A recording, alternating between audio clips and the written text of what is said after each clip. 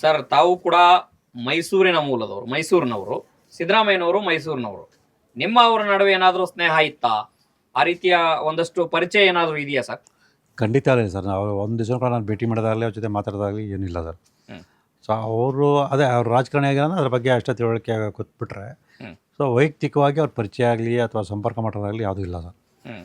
So ನಾನು ಹೇಳಿದೆ sir, ಅವರು ನಮ್ಮೂರಿನವರು ಹ್ಮ್. ಅಥವಾ ನಮ್ಗೆ ಗೊತ್ತಿರೋರು ಅನ್ನೋ ಒಂದು ಹಿನ್ನೆಲೆಯಲ್ಲಿ ಅವ್ರ ತಪ್ಪನ್ನು ಮುಚ್ಚಿಡೋಂತಾಗಲಿ ಇದು ಮಾಡೋವಂತಾಗಲಿ ನಾನು ಇಲ್ವೇ ಸರ್. ಅವ್ರು ಯಾರೇ ಆಗಲಿ ತಪ್ಪು ಮಾಡಿದ್ರು ಕೂಡ ನಾನು ಕ್ರಮ ತಗೊಳ್ಳೋದು ನನ್ನೊಂದು ಹವ್ಯಾಸ. ನನ್ನ ಹೆಂಡತಿ ಮಕ್ಕಳು ಕೂಡ ನಾನು ಅದನ್ನು ಅವಾಗ ಹೇಳ್ತಿರ್ತೇನೆ ಸರ್. ಹ್ಮ್. ನೀವು ತಪ್ಪು ಮಾಡಿದ್ರು ಕೂಡ ನಾನು ಬಿಡಲ್ಲ. ಆ ಥರದ್ದು ಏನಾದ್ರು ಇನ್ಸಿಡೆಂಟ್ ಆಗಿದೆಯಾ ಮನೇಲಿ ತಪ್ಪಾದ್ರೂ ಬಿಡದೇ ಇರೋವಂಥದ್ದು? ಇಲ್ಲ ಸರ್, ಆ ಥರದ್ದೇನು ಆಗಿಲ್ಲ. ಸೊ ಈಗ ಮುಂದೆ ಒಂದಷ್ಟು ಗುರಿಗಳನ್ನ ಇಟ್ಕೊಂಡಿರ್ತಾರೆ ಪ್ರತಿಯೊಬ್ಬರು. ನನ್ನ ಜೀವನ ಈ ಹಂತಕ್ಕೆ ಹೋಗಿ ತಲುಪಬೇಕು ಅಂತ.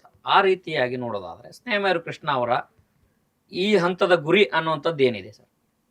ಸರ್, ನನ್ನ ಮೂಲ ಗುರಿ ಪೊಲೀಸು, ನ್ಯಾಯಾಂಗ, ಅಭಿಯೋಜನೆ ಇಲಾಖೆ.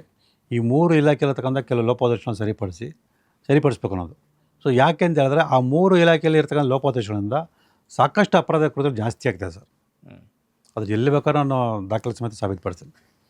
ಸೊ ನಾನು ಹೆಚ್ಚಿನ ಹೋರಾಟನೇ ಆ 3 ಇಲಾಖೆಯಲ್ಲಿ ಹೊಡೆದ. ಸೊ ಮಧ್ಯದಲ್ಲಿ ಇಂಥ ವಿಚಾರಗಳಲ್ಲಿ ನಾನು ಹೋರಾಟ ಮಾಡಿಸ್ತೀನಿ. ಹಾಗಾಗಿ ನನ್ನ ಮೂಲ ಗುರಿ ಅದು. ನಾನು ಸಾಯೋದ್ರೊಳಗೆ ಆ 3 ಇಲಾಖೆಯಲ್ಲಿ ಎಷ್ಟು ಸಾಧ್ಯ ಆಗುತ್ತೆ ಅಷ್ಟು ಬದಲಾವಣೆ ತರಬೇಕು ಅಂತೇಳಿ. ಸೊ ಯಾಕೆ ಅಂತ ಹೇಳಿದ್ರೆ ಸಮಾಜದಲ್ಲಿ ಏನು ಕೆಲವು ಅಪರಾಧಗಳು ನಡೀತದೆ ಹೆಚ್ಚು ಮಟ್ಟದಲ್ಲಿ, ಅದಕ್ಕೆ ಈ ಒಂದು ಲೋಪದೋಷ, ಈ 3 ಇಲಾಖೆಯಲ್ಲಿ ಇರ್ತಕ್ಕಂಥ ಲೋಪದೋಷಗಳೇ ಕಾರಣ. ಹಾಗಾಗಿ ಸಾಕಷ್ಟು ನ್ಯಾಯಾಧೀಶರ ವಿರುದ್ಧ ದೂರು ಕೊಟ್ಟಿದ್ದೀನಿ, ಅಭಿಯೋಜಕರ ವಿರುದ್ಧ ದೂರು ಕೊಟ್ಟಿದ್ದೀನಿ, ಸಾಕಷ್ಟು ಪೊಲೀಸ್ ಅಧಿಕಾರಿಗಳ ದೂರು ಕೊಟ್ಟಿದ್ದೀನಿ.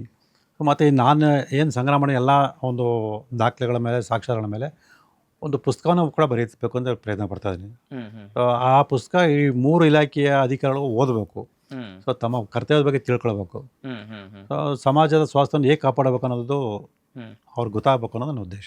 ಎಷ್ಟು ದಿನ ಹೋರಾಟ ಮಾಡಿದಿರಿ? ಏನಾದರೂ ಇಂಪ್ರೂವ್ಮೆಂಟ್ ಆಗಿದೆಯಾ ಸರ್ ಈ 3 ಇಲಾಖೆಗಳಲ್ಲಿ? ಸೊ ಸಾಕಷ್ಟು ಬದಲಾವಣೆ ಆಗಿದೆ ಸರ್. ಬದಲಾವಣೆ ಆಗಿದೆ, ಆಗ್ತಾನೆ ಇದೆ ಸರ್. ಸೊ ಅದೇ ರೀತಿ ಮುಂದಿನ ಆಗುತ್ತೆ ಅನ್ನೋ ವಿಶ್ವಾಸ ನನಗಿದೆ. ಸ್ನೇಹಮಯಿ ಕೃಷ್ಣ ಅವರ ಹೋರಾಟದ ಪರೀಕ್ಷೆಗೆ ತಮಗೆ ತಾವು ಎಷ್ಟು ಮಾರ್ಕ್ಸ್ ಕೊಟ್ಕೊಳ್ತೀರಿ ಸರ್? ಅದು ನನಗೆ ನಾನು ಮಾರ್ಕ್ಸ್ ಕೊಟ್ಟರೆ ಸರಿಯಿಲ್ಲ ಸರ್, ಅದು ಜನತೆ ಕೊಡಬೇಕು. ಸೊ ನನಗೆ ನಾನು ಮಾರ್ಕ್ಸ್ ಕೊಟ್ಕೊಟ್ರೆ 100ಕ್ಕೆ 100 ನಾನು ಕೊಟ್ಕೊಳ್ತೀನಿ. ಆದರೆ ಜನ ಹೇಳಬೇಕು. ಜನ ಯಾಕೆ ನಾನು ಗಮನಿಸ್ತಾ ಇದ್ದಾರೆ. ಸೊ ಅವ್ರಿಗೆ ಸತ್ಯ ಗೊತ್ತಾಗ್ತಿದೆ. ಹಾಗಾಗಿ ಅವರು ನನ್ನ ಒಂದು ಗುಣಮಟ್ಟದ ತೀರ್ಮಾನನ ಅವ್ರು ತಗೊಳ್ಬೇಕು. ಕೆಲವೊಂದು ಯಾವುದಾದ್ರೂ ಒಂದು ಪ್ರಕರಣದಲ್ಲಿ ನಾನು ತಪ್ಪು ಮಾಡಬಾರ್ದಾಗಿತ್ತು ಅನ್ನೋಂಥದ್ದು ಏನಾದ್ರು ಇದೆಯಾ ಸರ್? ಇಲ್ಲ ಸರ್, ಅದಕ್ಕೆ ಆ ಥರದ್ದು ಯಾವುದೂ ನನಗೆ ಅಷ್ಟು ಇದಾಗಿಲ್ಲ ಸರ್. ಸೊ ಎಲ್ಲನೂ ಕೂಡ ನಾನು ಕಾನೂನುಬದ್ಧವಾಗಿ ಹೋರಾಟ ಮಾಡ್ಕೊಂಬಂದಿದ್ದೀನಿ. ಸೊ ಎಲ್ಲೋ ಅಂಥ ದೊಡ್ಡ ತಪ್ಪು ಮಾಡಿಲ್ಲ.